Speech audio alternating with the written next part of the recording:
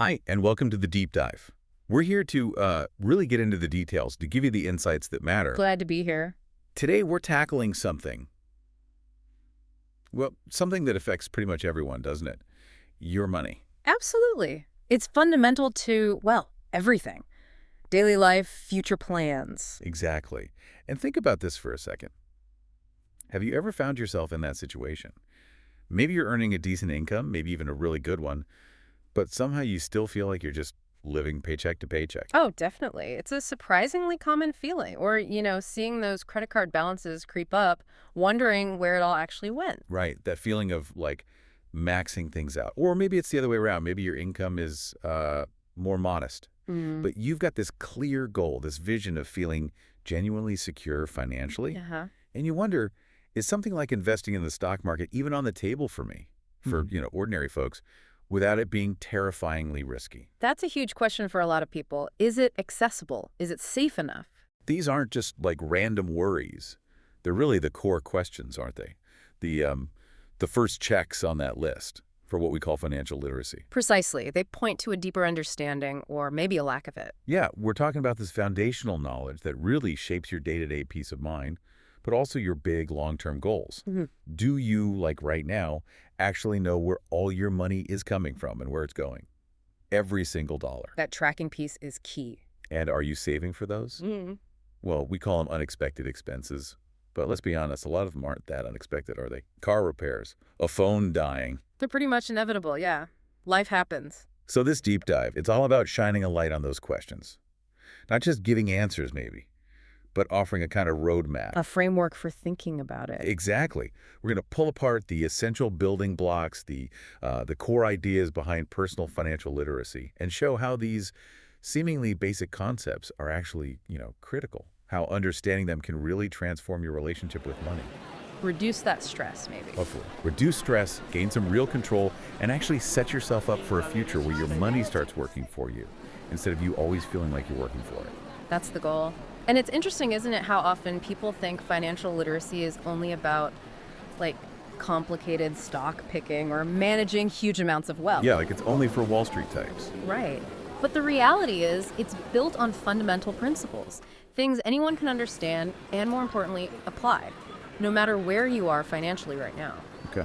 So our mission today, really, is to distill these core ideas, connect the dots between, earning, spending, saving, investing, all these pieces. Make it make sense together. Exactly, and empower you with knowledge that can genuinely change things, help you move from just reacting to money situations to proactively building your financial well-being, having a plan. I like that. Proactively building. Okay, let's get into it then. So, financial literacy. Let's nail down what we actually mean by that. It's clearly more than just being a math whiz, right? Oh, much more. It's not about complex calculations, fundamentally. It's about a sort of holistic understanding how money works in your life day to day and long term. Okay, so back to those questions we started with. Why do some people, even with high incomes, seem stuck, living beyond their means, maybe? Yeah, the high income, high debt cycle. It happens. Maxed out cards, paycheck to paycheck. Even when the paycheck is big. And then, can you actually feel secure with a more modest income? Is that possible? Absolutely possible. It's often more about management than sheer amount. And that investing question again. Can regular people really do it safely? Manage the risk? With the right approach and understanding, yes, definitely. So these questions, they're kind of like the diagnostic test. They form the checklist for financial literacy. They tell us if we've really grasped the basics and if we're, putting them into practice. That's a great way to put it. A diagnostic test. They reveal where the understanding might be strong and where maybe there are gaps. Okay. So if we map this out, what are the main areas? You mentioned earning, spending. Right. If we look at the big picture, financial literacy covers several key categories. There's the everyday stuff, understanding money coming in, money going out, your cash flow. The basics. The absolute basics, but crucial. Then there's the whole world of debt. And not just acknowledging you have debt, but really understanding it. What do you mean understanding it? Like beyond just the amount owed? Exactly. What does that credit card interest really cost you over time? What are the true implications of a mortgage beyond the monthly payment? How does a car loan affect your overall budget flexibility? Okay. The long-term impact. Precisely. These things sound simple, maybe, But it's surprising how many people don't fully grasp the mechanics or the consequences. Yeah, you kind of just sign the papers and hope for the best sometimes. Which leads to, well, an important point. What actually happens when this foundational literacy is missing? What are the real stakes? Okay, yeah. The consequences. This is where it gets, well, pretty serious, I imagine. It can be. If you don't have that literacy, the effects ripple out, don't they? You're Oh, constantly worrying about spending. constantly. There's often this low-level or sometimes high-level anxiety about money, stress over unexpected bills popping up. Those inevitable, unexpected ones we talked about. Right, and that nagging feeling deep down, am I going to be okay? Am I saving enough for retirement? Will I reach my goals? It's not just about the numbers in the bank then. It's about peace of mind. Absolutely. Peace of mind is a huge part of it. It affects your sleep, your relationships, your overall sense of well-being and control. Financial uncertainty can really weigh you down emotionally. Yeah, I can see that. That constant worry. Yeah. It must be exhausting. All right, so every financial picture has to start somewhere, Okay. right? And that starting point is usually income, the money coming in. The fuel for the engine, you could say. Yeah, good analogy. Yeah. But the question isn't just how much do you make? Right. It's also deeper than that. It is. It's also about how you make it and maybe more importantly, how you can strategically increase it. Not just by, working harder or longer hours necessarily. Which isn't always possible or sustainable. Exactly. But by consciously thinking about how to increase your value in the marketplace, what you bring to the table. Okay, increase your value. How does that work? Is that where that economic idea comes in? Comparative advantage? That's a really insightful way to think about it, yes. The law of comparative advantage isn't just for countries trading goods. It applies right down to your individual career. How so? Well, it's not just about asking, what am I absolutely best at? It's more nuanced. It's about, what do I do particularly well, perhaps uniquely well, compared to others? And crucially, what skills or contributions do others value highly and are willing to, pay for? Ah, okay, so it's relative and tied to what the market wants. Precisely. So the principle encourages you to identify those sweet spots, your strong skills, things you actually enjoy doing, and things that are in demand. Focusing your energy and development there can significantly boost your earning potential. Makes sense. Find the intersection. Exactly. And we see this mindset all the time. Think about successful entrepreneurs. Many start with very little, maybe no safety net, Right. but they have a rigorous plan. They set goals. They focus relentlessly on creating value for their customers. But you don't have to own a business to think this way. So it's a mindset anyone can adopt. Absolutely. It's a strategic approach to your work, whatever that work is. So practically speaking, how do you apply this day to day? It's about consistently asking yourself, how can I be more valuable today? How can I contribute more effectively? Whether you're, CEO, intern, volunteer, working part-time, it applies across the board. So little things, like being proactive. Engaged. Those little things add up significantly. Are you the first one in, last one out when needed? Are you offering solutions, not just identifying problems? Are you fully present, not constantly distracted by your phone? Yeah. These choices differentiate you. Because let's be honest, in the real world, you don't get paid just for showing up. Effort is important, but it's not the whole story. You get paid for creating value. You get paid for creating value for others. Understanding and internalizing that perspective can fundamentally change how you approach your job, your career development, and ultimately your income. That's a powerful shift in thinking, not just doing my job, but creating value. It is. And earning money, creating that value, that's obviously critical. It's the starting point, the engine. Right. But, Yeah. and this is a big but, what you do with that income once you've earned it, that's arguably just as important, maybe even more so in the long run. Okay. So earning is step one, managing is step two. Yeah. Exactly. Effective money management is the essential next phase in becoming truly financially literate. It determines whether that engine actually takes you anywhere. Okay, so we've got income sorted, at least the concept of maximizing it. Yeah. Now, the other side of the coin, expenses, money going out. Seems simple enough. On the surface, yes. But here's the question that trips people up, I think. Do you really know where it's all going? Like down to the dollar every month? And for so many people, the honest answer, if they're really honest, is probably not.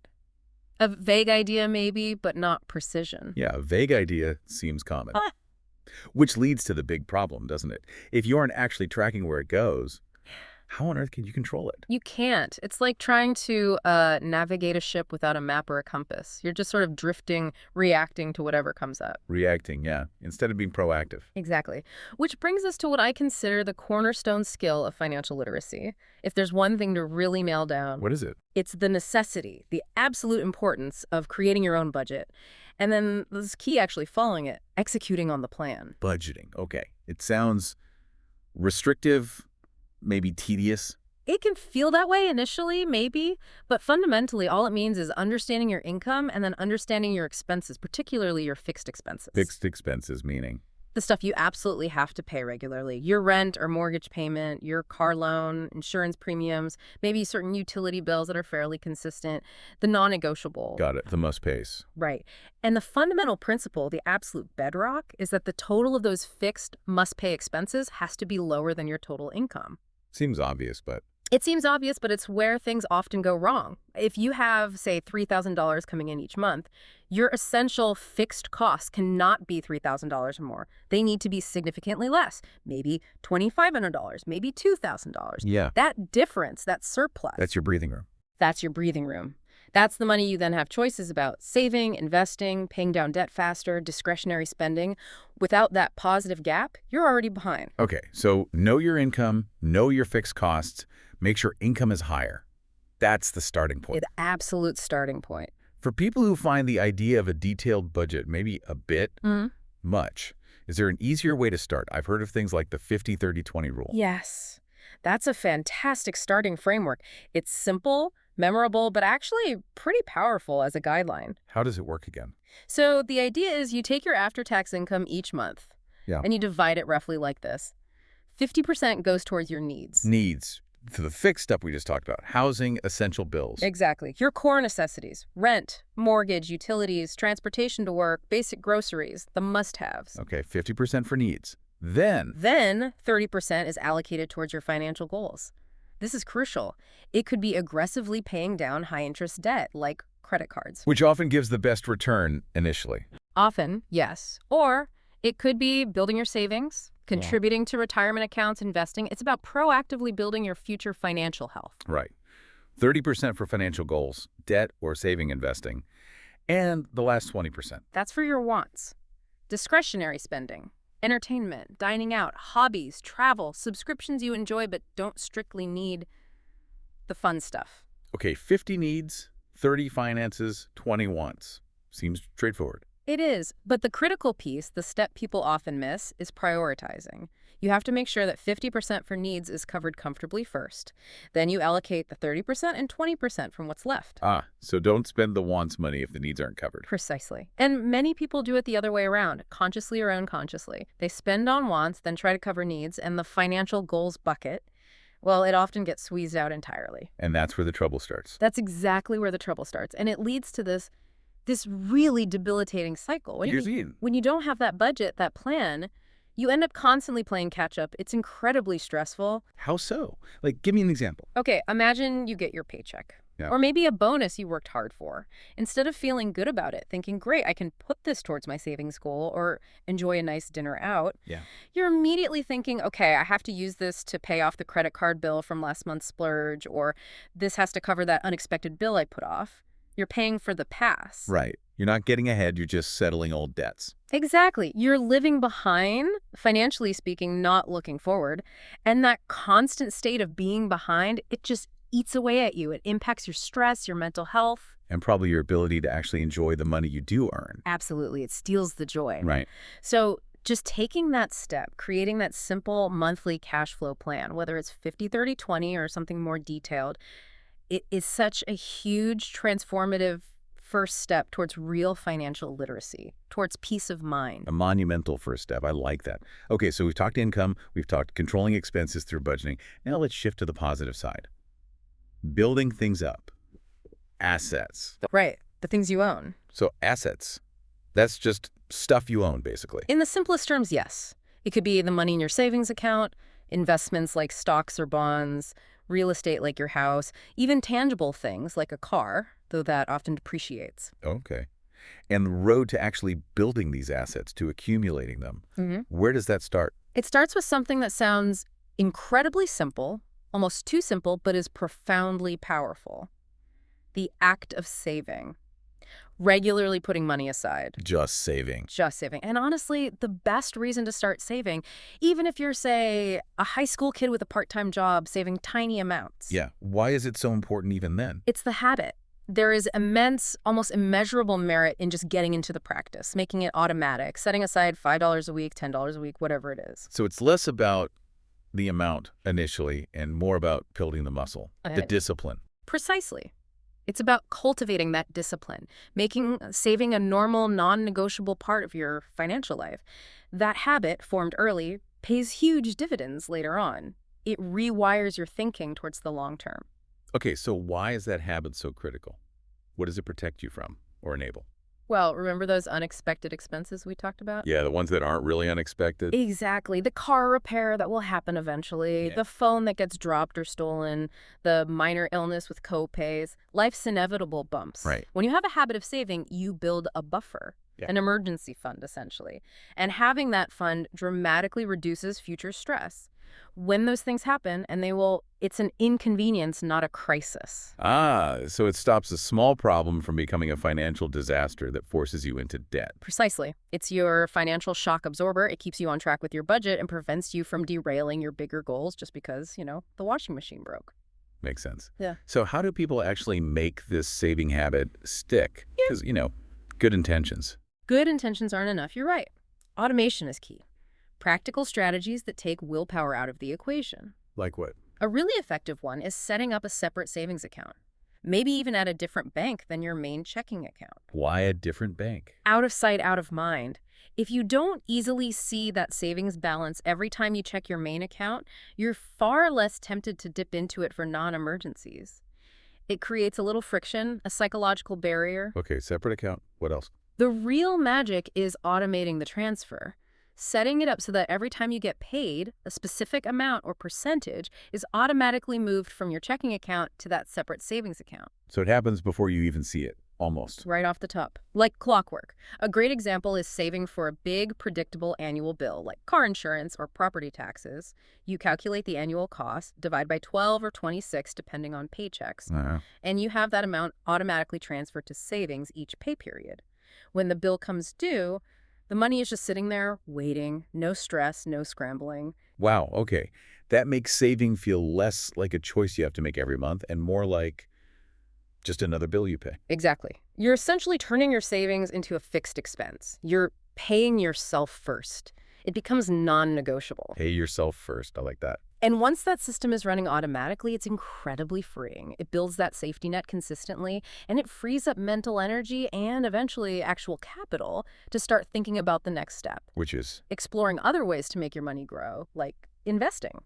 But you do it from a position of security, knowing your foundation is solid. So this whole approach, automating savings, paying yourself first, it's not just about getting richer on paper. Not at all. Yeah. It's fundamentally about living a life with less financial anxiety, less stress. It's about building that proactive shield against common money troubles. It creates the foundation for genuine security and, honestly, a greater sense of control over your own life. Control. That seems to be a recurring theme here. All right, so you've built that savings habit, you've got your emergency fund sorted, maybe you're consistently paying yourself first. What's next? Letting that money just sit there. Well, having a solid cash reserve is crucial, but for long-term growth, you generally want to make that money work harder for you. And that's where investing comes into the picture. Investing, okay. This is where people often get a bit nervous, right? The stock market, risk. It can definitely feel intimidating, yes. But there's a core principle, a golden rule, that helps manage that risk significantly. It's absolutely non-negotiable. What's the rule? Diversification, plain and simple. Never, ever put all your eggs in one basket. Don't put all your money into one single thing. Exactly. Because if that one company, that one investment goes south, well, the consequences can be devastating for your overall finances. Diversification spreads the risk. Okay, spread the risk. Before we get into how to diversify, maybe we should clarify. What actually is a stock? When you buy a stock, what are you buying? That's a great foundational question. When you buy a share of stock, you're not just buying, a digital ticker symbol or a paper certificate. You are literally buying a tiny piece of ownership in that company. So I become, like, A part owner of Apple or Nike? A very, very small part owner, yes. But an owner nonetheless. And that ownership entitles you, theoretically, to a share of that company's future profits, either through dividends or through the stock price increasing as the company grows. Okay. But there's risk, obviously. Absolutely. That company might not succeed. Its profits might fall, its stock price might go down. The stock market fundamentally is a way for businesses to raise capital by selling ownership stakes. And it inherently involves a balance of risk and potential reward. Investors provide capital, hoping for growth, but accepting the possibility of loss. Got it. So for someone starting out maybe with smaller amounts or someone who just doesn't want to spend hours researching individual companies, how do they invest? How do they get that diversification easily? Yeah, trying to pick individual stocks is really tough, especially for beginners. The most common and generally recommended way to start is by investing in things like index funds, exchange-traded funds, ETFs, or mutual funds. Okay, funds. How do they work? How do they help with diversification?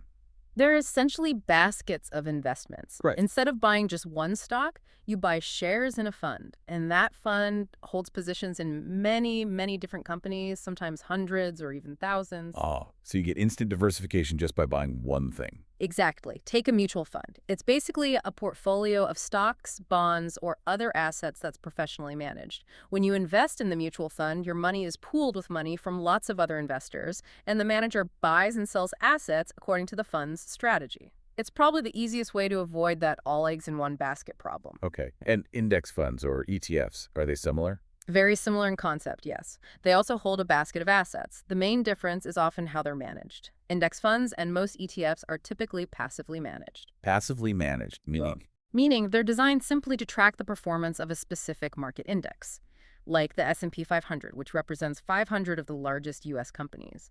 The fund automatically buys the stocks in that index in the same proportions. There's no manager actively trying to pick winners or time the market. So instead of trying to beat the market, it just tries to be the market or a slice of it. Precisely. So you could buy an S&P 500 index fund or ETF, and you instantly own a tiny piece of all 500 of those major companies, Apple, Microsoft, Amazon, the whole lot, all through one single investment. Or you could buy an index fund tracking tech stocks or international stocks or bonds. Lots of options. Wow, okay. That sounds much less daunting than trying to pick the next big thing myself. It generally is, and that diversification provides a lot of, well, comfort psychologically. How so? Because when one part of the market or one company in your fund is having a bad day or a bad year, it's likely that other parts are doing okay, or even well. They balance each other out to some extent, smoothing out the ride. So it reduces the extreme ups and downs. It aims to reduce volatility compared to holding just one or two stocks, yes. But, and this is crucial, this strategy works best with long-term money. Money you won't need for a while. Exactly. Money you can leave invested for many years, ideally decades. Because while the stock market has historically provided good long-term returns, It could be a roller coaster in the short term. absolutely, there can be significant downturns, corrections, bear markets. You need the time horizon to ride those out without being forced to sell at a loss because you suddenly need the cash. Right. So this brings up a key point. How do you know which type of fund or investment is right for your goals? Short-term goals versus long-term retirement savings. That's where your growing financial literacy really comes into play. Understanding your own goals, your time horizon for each goal, and your personal tolerance for risk. That knowledge guides your choices. So different tools for different jobs. Exactly. Some investments are better suited for short-term goals where preserving capital is key. Others, like diversified stock funds, are generally better for long-term wealth building, where you can afford to weather more volatility for potentially higher returns. Financial literacy helps you match the tool to the job. Makes sense. Understand the tools, understand the job. Okay, we've talked about saving, investing, diversifying. Now let's get into something that sounds almost magical. Compound interest. It certainly feels magical when you see it work over time. It's incredibly powerful. Powerful enough that Albert Einstein supposedly called it the most powerful force in the universe. It's Yeah. quite the endorsement. It is. And while the quote's origin is debated, the sentiment is spot on. The mathematical power of compounding is undeniable. So how do you actually harness this most powerful force? What's the key? The biggest key, time, starting early. The best way to take advantage of compound interest is to begin saving when you're young, get that emergency fund solid, and then start investing those savings strategically. The earlier you start, the more time compounding has to work its magic. How big a difference does starting early actually make? It's staggering, honestly. Over a period of, say, 20 or 30 years, maybe longer, compounding can add hundreds of thousands of dollars to your wealth compared to simple growth. Hundreds of thousands, really? For regular middle-class families, the difference between starting to save and invest seriously at age 25 versus waiting until age 50. It can literally be a difference of hundreds of thousands of dollars by retirement age. Wow, just from the extra time. Primarily, yes. It's the benefit of time allowing your money and the returns on your money to generate their own returns over and over again. That time component is just massive. So let's dig into the numbers a bit. How significant is it? You mentioned market returns earlier. Right. Historically, even with all the ups and downs, a diversified portfolio of stocks has returned something like 7% per year on average after accounting for inflation. That's the real return. Okay, 7% real return over the long haul. Yeah. How does that compare to, say, just putting money in a basic savings account? Well, the rate of return makes a huge difference with compounding. Let's take an example. If you have an asset earning, say, 3% per year. Like maybe a very conservative bond or a high-yield savings account in some environments. Right. At 3%, your money will roughly double in value in about 23 years. 23 years to double. Okay, now contrast that with an asset earning that historical average of 7% per year. At 7%, your money doubles approximately every 10 years. Wow. 10 years versus 23 years. That's a massive difference over a lifetime. It's colossal. That's the power of a higher rate of return combined with time. Investing in the stock market through diversified funds gives ordinary people a real opportunity to harness this time value of money, to put time on their side and get that incredible leverage on their savings. It almost sounds too good to be true. I know. People often play with compound interest calculators online. You put in your starting amount, your monthly contribution, and expected rate of return, and the time period. And the final number is huge. Often shockingly huge. People genuinely have trouble believing the results sometimes, but it's just math. Powerful, relentless math working in your favor over time. Okay, maybe we should break down the difference clearly. Simple interest versus compound interest. How do they actually work differently? Sure. Let's use a simple example. Say you have $100 and you earn 5% interest per year. Okay. With simple interest, in year one, you earn 5% of $100, which is $5. So now you have $105. Right. In year two, you again earn 5% on the original $100 principal. So you earn another $5. Now you have $110. Year three, another $5. You're at $115, then $120, and so on. The interest is always calculated only on that initial $100. Got it. Steady, linear growth. Exactly. Now, contrast that with compound interest. Year one is the same. 5% on $100 gives you $105. But in year two, the 5% interest is calculated not on the original $100, but on the new total of $105. Oh, so you earn interest on the interest from year one. Precisely. 5% of $105 is $5.25. So now your total is $110.25. Slightly more than the simple interest total of $110. Exactly. And in year three, you earn 5% on $110.25, which is about $5.51. So now you're at $115.76. See how the gap starts to widen? Yeah, it's pulling away from the simple interest line. Because you're earning interest on a growing base amount, your original principal plus all the accumulated interest. It's a snowball effect. The longer it rolls, the faster it grows. That makes the power of starting early even clearer. You want that snowball rolling for as long as possible. Absolutely. That's why truly understanding the time value of money, understanding compounding, is so utterly fundamental to financial literacy. If you miss this piece, you're missing one of the most powerful engines for wealth creation available to you. A key piece of the puzzle, for sure. So we've covered the building blocks: income, managing expenses, saving, investing, compounding. The positive side, building assets. But there's another side, isn't there? Liabilities, debt. The other side of the balance sheet, yes. Assets are what you own. Liabilities are what you owe. And just like compounding can work for you with assets, I imagine it can work powerfully against you with debt. Oh, absolutely. Compound interest on debt, especially high-interest debt like credit cards, can be incredibly destructive financially. It's the same mathematical force, just working in reverse. Ouch. And a lot of people get into trouble here, don't they? By consistently spending more than they actually earn. Sits often the root cause, yes. Consistently spending more than your income, often fueled by the easy availability of credit. Credit cards, loans. Yeah. They make it easy to spend money you don't have yet. They do. And credit itself isn't inherently evil. It can be a useful tool. but it's very much a double-edged sword. It depends entirely on how you use it. Okay, so how do you distinguish between good use and bad use? Is there such a thing as good debt? I believe so, yes.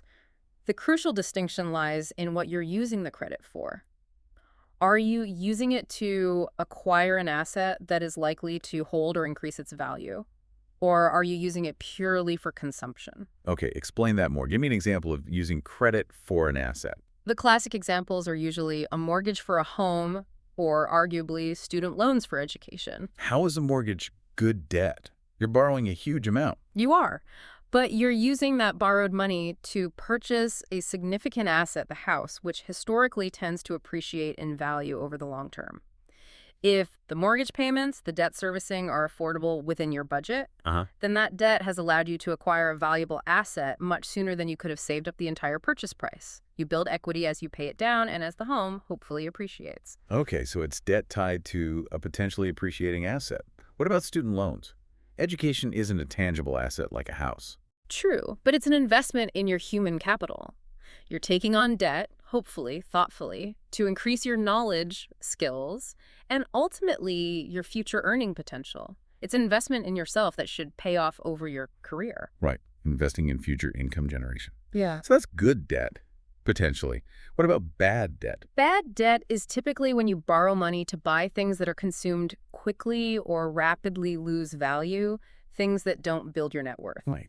Like using student loans to pay for a spring break trip or maxing out credit cards on clothes, meals out, electronics that will be outdated next year. Basically, funding your current lifestyle with borrowed money. So paying for experiences or depreciating items with credit. Generally, yes, that's where it gets problematic. Think about it. You use a credit card for a fancy dinner or a weekend trip. The experience is over, the asset is gone. You have nothing tangible left to show for it. But you still have the debt, plus interest. Exactly. You have zero asset, but you still have the liability, and now it's growing because of interest. All you're doing in that scenario is making your future self poorer to fund your present consumption. That's a stark way to put it. Making your future self poorer. It's the reality of consumption debt. When you consistently spend more than you earn this way, that financial anxiety we talked about earlier, it's going to build. Your net worth declines, and you're stuck making large interest payments on things you enjoyed weeks, months, or even years ago. Yeah, that sounds like a recipe for stress. Mm. Especially credit card debt, right? That seems particularly dangerous. It really is. Honestly, avoiding significant credit card debt, especially when you're young and just starting out, is probably one of the greatest gifts you can give your future self. Why is it so bad? The interest rates. The interest rates are often astronomically high, yes, but it's also the psychological burden. Trying to get ahead in life, save for a down payment, start investing, while simultaneously trying to claw your way out from under a mountain of high-interest credit card debt. It's incredibly debilitating. It just holds you back. Completely. It leads to less financial security, obviously, immense stress, constantly worrying if interest rates will go up because you know you can't pay off the balances each month. I've heard stories of people paying hundreds, even thousands a month just on payments. Easily. And often, those payments are barely touching the principal. It feels like you're running on a hamster wheel, just paying interest forever. It can consume such a high percentage of your income. Leading to that feeling of exasperation, like you can never get ahead. Exactly that feeling. You might get a raise at work, which should be exciting, but you realize you can't actually save or invest anymore because it all has to go towards just servicing this existing debt you're perpetually trying to get out from behind. That sounds soul-crushing. It often is. When we connect this to the bigger picture, the worst consequences of overwhelming debt are often emotional. They drain people's joy, they fuel anxiety, and maybe worst of all, they can steal hope, that feeling that you can actually move forward and build a better financial future. Hope is crucial. Yeah. Okay. So manage debt wisely. Avoid consumption debt if at all possible. All right, let's try and pull all these threads together. We've covered a lot of ground in this deep dive into financial literacy. We certainly have, from earning to owing. Yeah. We talked about income, not just earning it, but maximizing your value. Then building that habit, paying yourself first, creating that buffer. The foundation. Then managing expenses, tracking where it goes, using tools like budgeting, the 50-30-20 rule as a starting point, making a plan. Controlling the outflow.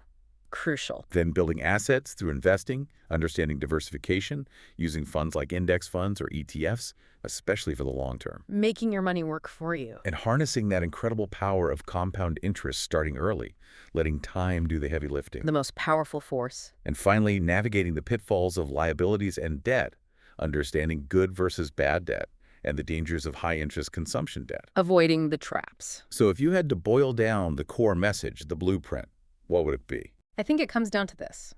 Income is what you earn. Focus on creating value to increase it. Save consistently to build assets, the stuff you own. And critically, create and stick to a financial plan that limits your expenses and liabilities primarily to things that increase your assets or your ability to earn more income in the future. Live below your means. Invest the difference wisely. Avoid destructive debt. That's a pretty good summary, yes. It sounds simple, maybe, but executing it requires discipline. It's interesting, most people don't really need lessons on how to spend money, right? Right.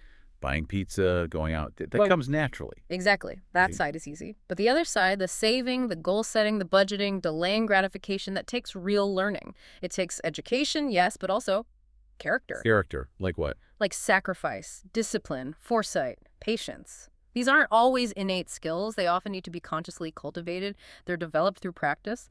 That's a really interesting point. It's not just about knowledge, but about behavior and mindset, which maybe explains why. Why do so many people seem to avoid these topics? Money, budgeting, investing. People get uncomfortable. It's a huge barrier. And I think a big part of it is fear. Fear of what? Fear of sounding stupid, fear of admitting they don't know something. Finance can seem complex, jargon-filled. So rather than ask questions or engage, people just shut down. They don't talk about it at all. They avoid it, hoping it just works out. Pretty much. Which is, ironically, the absolute worst thing you can do. Silence perpetuates ignorance. The more you talk about these things, the more you ask questions, the more you read or listen. The better you understand. Exactly. The better you understand, the more confident you become, the better decisions you make. And then you can even share what you've learned, helping break that cycle of financial illiteracy for others too. It becomes empowering. Turn that fear into curiosity, maybe. That's a great way to put it. Be curious. Ask questions. Seek understanding. So wrapping this all up, achieving financial success, that feeling of security. It's not some secret code only geniuses can crack. Not at all. It's fundamentally about understanding and consistently applying sound principles, making them a way of life, a manner of living. You absolutely can enjoy financial security even on a modest income. But it takes work. It takes commitment. It absolutely involves conscious planning and unwavering commitment. Yes, it won't happen by accident. So what's the final thought you want to leave people with today? That provocative idea. I think it's this. Don't wait. Develop your financial plan today. Doesn't have to be perfect. Start simple, but start. And then resolve to maintain it, adapt it, live by it throughout your life. Think of it as an investment. An investment in what? An investment in your future self. Because believe me, years down the road, that future version of you, they will look back and they will thank you profoundly for taking these steps today. Your future self will thank you.